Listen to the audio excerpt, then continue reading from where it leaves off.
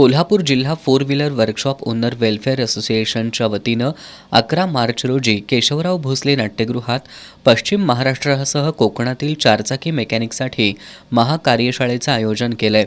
या कार्यशाळेचं उद्घाटन न्यू पॉलिटेक्निक ऑटोमोबाईल इंजिनिअरिंगचे माजी विभाग प्रमुख श्रीधर वैद्य, सहाय्यक प्रादेशिक परिवहन अधिकारी विजय इंगवले, जिल्हा उद्योग केंद्राचे अजयकुमार पाटील, शहर वाहतूक नियंत्रण शाखेचे निरीक्षक नंदकुमार मोरे यांच्या हस्ते होणार आहे, अशी माहिती असोसिएशनचे अध्यक्ष योगेश पाटील आणि उपाध्यक्ष अविनाश लाड यांनी दिली।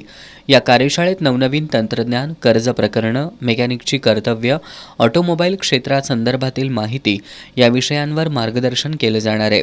यासोबतच नाट्यगृहाच्या आवारात Menon block, piston, Usha piston, engine oil, boring, automobile संदर्भात मोबाईल डाटा ॲप, वाहनांचे स्पेअर पार्ट्स, ऑटोमोबाईल टूल्स अशा विविध स्टॉल्सची उभारणी केली जाणार आहे।